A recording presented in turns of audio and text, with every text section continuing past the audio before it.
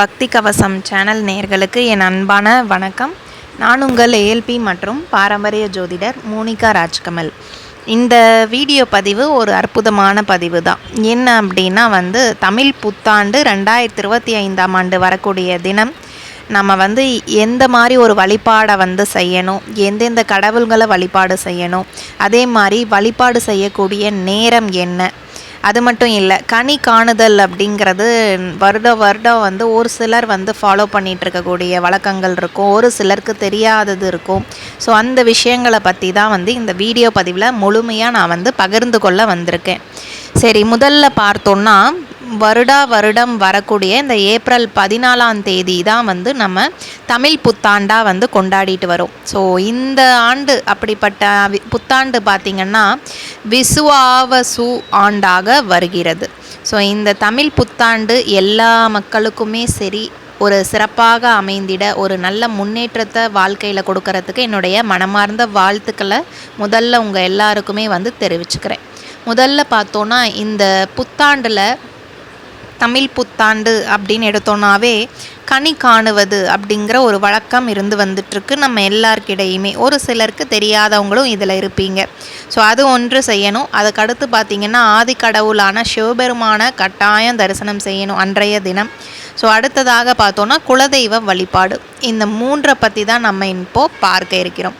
பொதுவாகவே பார்த்திங்கன்னா தமிழர்களுக்கு முக்கியமான ஒரு கொண்டாட்டத்தில் இதுவும் ஒன்று தான், தமிழ் வருடப்பிறப்பு அப்படிங்கிறது. ஸோ அந்த வகையில் பார்த்திங்கன்னா தமிழகத்துக்கு மட்டும் இல்லை, இலங்கை ஆகட்டும், மலேசியா, ஸ்ரீலங்கா, இந்த நாடுகள்லேயுமே சரி புத்தாண்டு பார்த்திங்கன்னா 14ஆம் தேதி தான் கொண்டாடுறாங்க. ஸோ இந்த மாதிரி பல நூற்றாண்டுகளாகவே நம்ம தமிழ் புத்தாண்டை சித்திரை 1ஆம் தேதி தான் கொண்டாடிட்டு வந்துட்ருக்கோம்.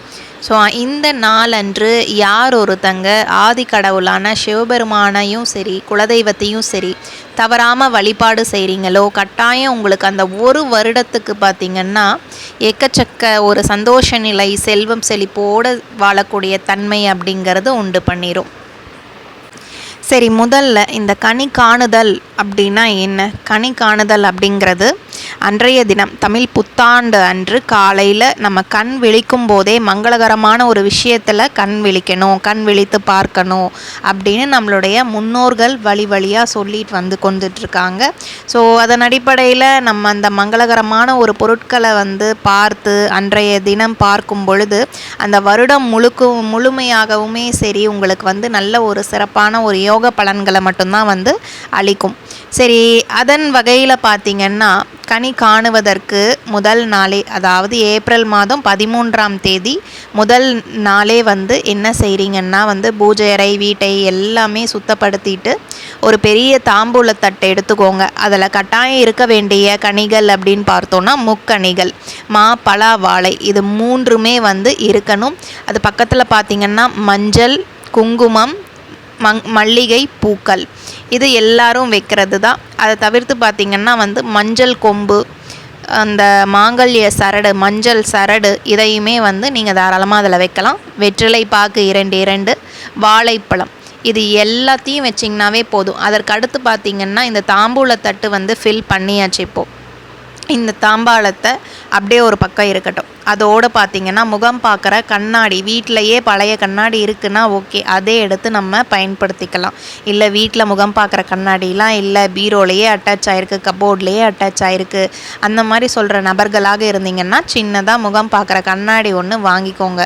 முதல் நாளே வாங்கி இதெல்லாம் அரேஞ்ச்மெண்ட்டும் பண்ணிடுங்க. ஸோ முகம் பார்க்குற கண்ணாடி வாங்கிட்டு உங்கள் வீட்டில் ஏதாவது தங்க செயின் ஏதாவது இருக்குது அப்படின்னா அதை அந்த சுத்தமான ஒரு நீரில் அதை வாஷ் பண்ணிவிட்டு அப்படியே எடுத்துகிட்டு போய் அந்த முகம் பார்க்குற கண்ணாடிக்கு போட்டு மஞ்சள் குங்குமத்தால் கண்ணாடிக்கு ஒரு பொட்டு வச்சுருங்க.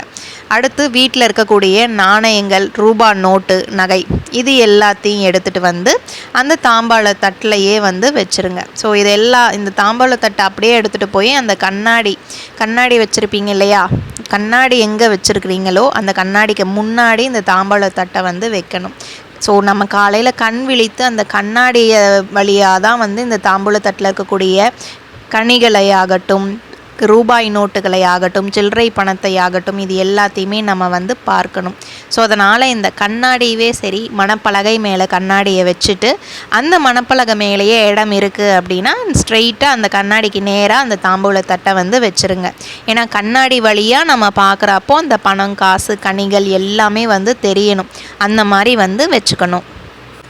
சரி, இப்போது அடுத்ததாக வந்து நம்ம முக்கணிகள், இந்த மங்களகரமான ஒரு பொருட்களில் வந்து கண் விழிச்சாச்சு.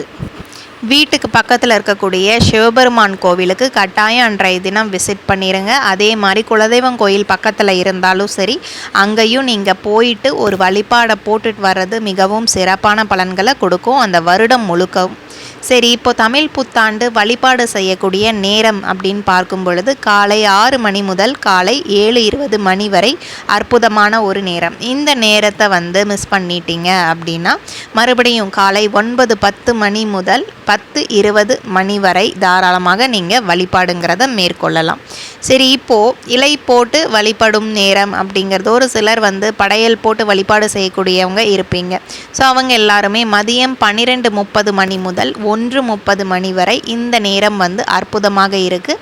கோவிலுக்கும் போய் தரிசனம் அப்படிங்கிறத நீங்கள் தாராளமாக செய்யலாம்.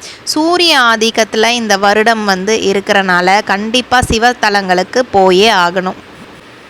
ஸோ அறுசுவை நெய்வேத்தியங்கள் தாராளமாக வந்து படைக்கலாம். இனிப்புகள், பால் சார்ந்த பலகாரங்கள், பாலினால் செய்யப்பட்ட பாயாசங்கள், சாதம், புளிக்குழம்பு, சாம்பார், ரசம், மாங்காய் பச்சடி, இந்த மாதிரி வந்து நல்ல ஒரு அறுசுவை உணவுகளையே வந்து படையலிட்டு நீங்கள் தரிசனம்ங்கிறத வீட்டில் செய்யலாம். அடுத்தபடியாக காலையில் 5:30 மணிக்கெல்லாம் எந்திரிச்சிருங்க. எழுந்து விட்டு என்ன செய்கிறீங்கன்னா 5:45 முதல் 6 மணிக்குள்ளே வந்து சூரிய வணக்கம் வந்து கட்டாயம் வந்து செலுத்திடணும். ஸோ இந்த ஆண்டு முழுக்க எனக்கு உடல் சீராக இருக்கணும், நல்ல ஆரோக்கியம் நிறைந்ததாக இருக்கணும், மகிழ்ச்சிகரமாக இருக்கணும், இந்த ஆண்டு எனக்கு நல்லபடியாக அமையணும் அப்படின்னு மனதார சூரிய பகவானை வேண்டிட்டு இந்த ஆண்டை வந்து துவங்குங்க. எல்லாருக்குமே வந்து இந்த தமிழ் புத்தாண்டு நல்லதொரு ஆண்டாக அமையறதுக்கு என்னுடைய வாழ்த்துக்கள். ஸோ இந்த பதிவு இதோட நிறைவடைந்தது. மீண்டும் மற்றொரு ஆன்மீக பதிவில் நம்மளை வந்து சந்திக்கிறேன். ஸோ நன்றி, வணக்கம்.